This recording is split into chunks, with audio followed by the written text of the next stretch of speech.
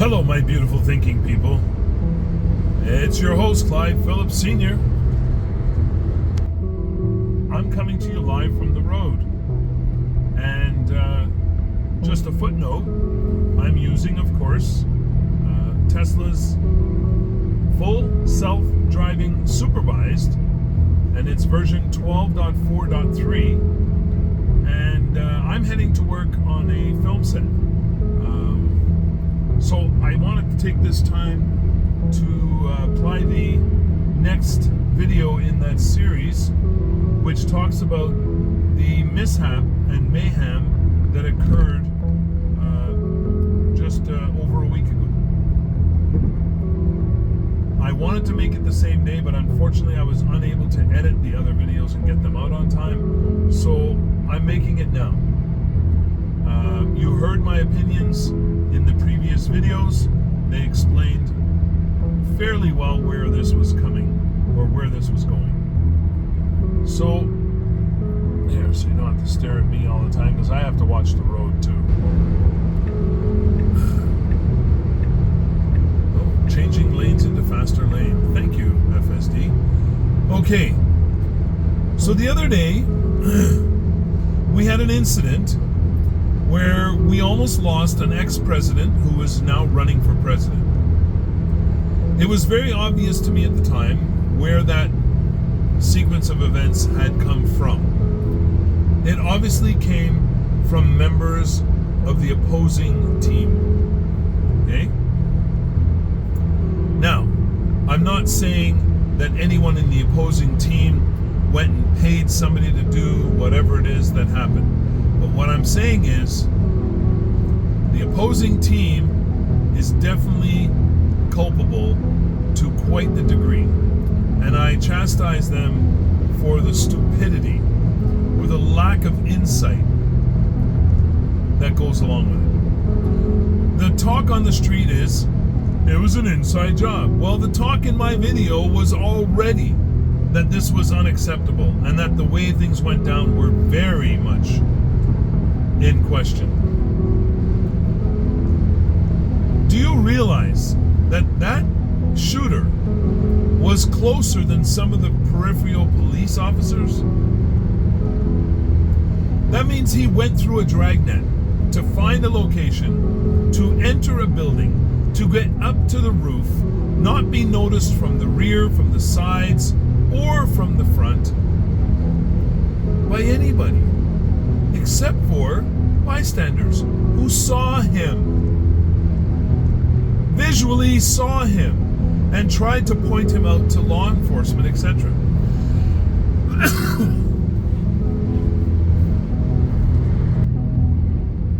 This guy went up in a building that contained a whole whack of law enforcement. A whole whack of law enforcement were on the floor below, I believe. And nobody detected anything. Nobody was watching the elevators. Nobody was watching the stairwells. Nobody was watching the roof. You have them all in there in the second floor. What were they doing? Were they having a pizza party? Okay. That's a rant. Now, some of you may know, and some of you may not, I was the owner-operator of SureShield, ProTech, Excalibur, TTFN, ETFN.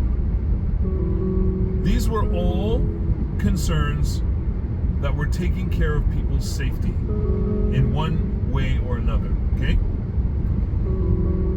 That being said, I worked closely with many police departments to try to keep the peace all the way around our Southern Ontario region.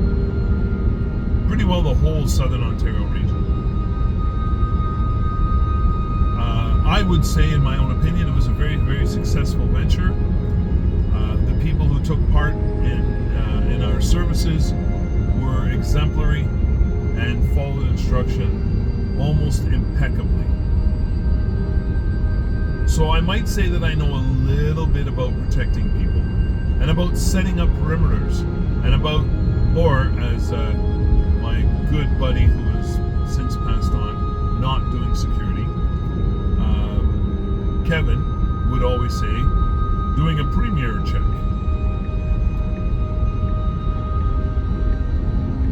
So what I can tell you is this.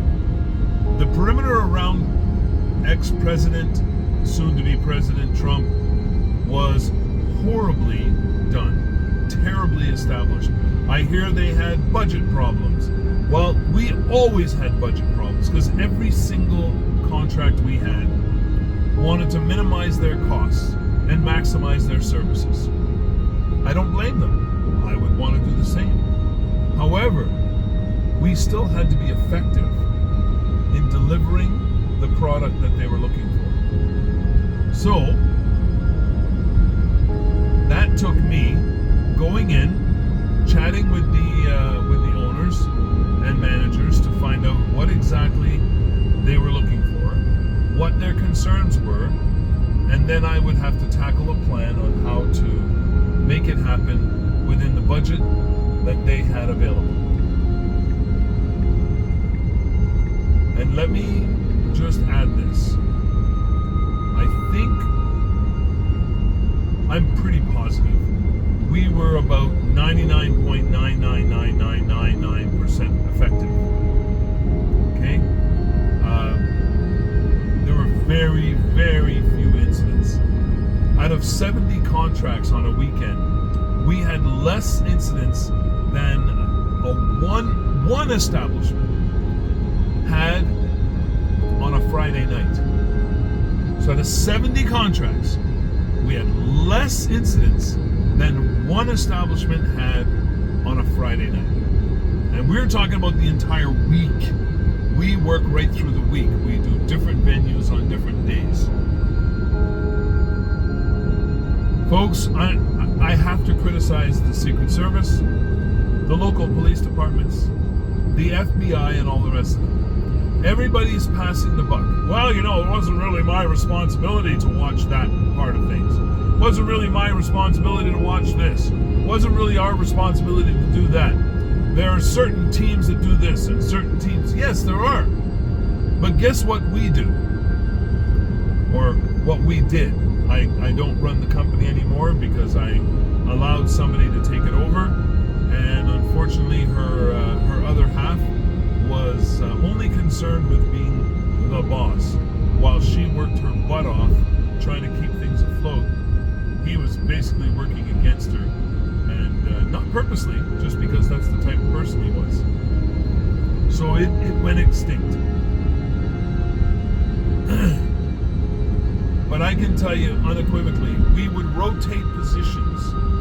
Now, I know you can't do that, rotating between the Secret Service and the FBI, between the FBI and the local police departments. But guess what?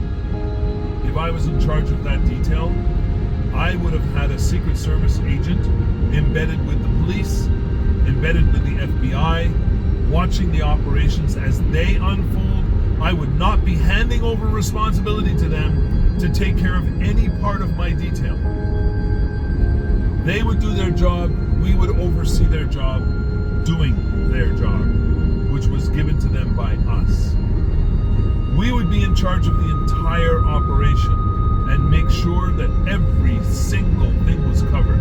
We would have done the pre-checks of all the buildings in the area, making sure that anything that had access to a roof within the area had the access to those roofs monitored, properly monitored. No pizza parties allowed. Once we are activated, there are no pizza parties. Those of you who worked for me know there were no cigarette breaks. You got time after your job is done. So, failures. If the Secret Service members, snipers, on that roof were not at a high enough vantage point to be able to pick off any would-be attackers, well then they needed to find a better vantage point. Plain and simple. Okay, you say, well, they're set up for their own protection as well. Primary job is to protect the individual or individuals that you are put in place to protect, not your individual safety. That's a concern, and guess what? my boys could tell you, I would be up till 5 in the morning if I had to make sure that all of my people came back safe. Okay? So, don't think that I'm not concerned with their safety. What I'm concerned with is the job at hand and the most efficient and proper way of handling it. So, that roof that individual was on, I would have had covered. You say, oh, but there were budget cuts. Doesn't matter. Like I said, you can embed one here, one there, one the other place. And make sure that those police are securing the areas they're supposed to. Make sure people are responding to tips. Make sure phone lines in the area are being monitored to see if there's anything suspicious being said. Like, I'm sorry, folks, there are many things available to these people that could have saved that incident. Now, I could say, actually, it was a good thing that they were incompetent and didn't do their job, because this individual now has Bunker Hill to stand on. Okay? I'm sorry, you Democrats, you just created the perfect scenario for this individual. The claims that are going to be made from now on are just going to be crushing to the Democratic Party. They cannot survive this.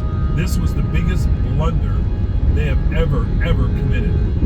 And you say, well, there is no proof that they were responsible for the shooter. You are absolutely right. There's no proof. Just a really good coincidence. Well, I'm sorry, folks. We need to make room for coincidences, and we also have to be using those in our planning. Okay? Because anything can happen. That should never have happened. Anyway, folks, I'm going to go into deeper detail as I get more information from these folks. But so far, all I'm getting from them are excuses. I don't like the excuses. The head of the detail needs to be fired. And if the head of the Secret Service hired an incompetent with any knowledge whatsoever, fired. Goodbye. Fired. It just makes no sense. I'm sorry, it makes no sense. And again, those of you who worked with me and worked for me know that you would have been fired if you were one of those individuals responsible for doing a good job and did garbage. Anyway, folks, listen, stay safe, stay healthy, and above all, stay as happy as humanly possible. And remember, we never give up, we never give in, but we always keep an open mind, because knowledge is our power. And the only power we will ever have. So do your own research. Make sure you are aware of what's going on in and around your situations. All right? Love y'all. Until next time.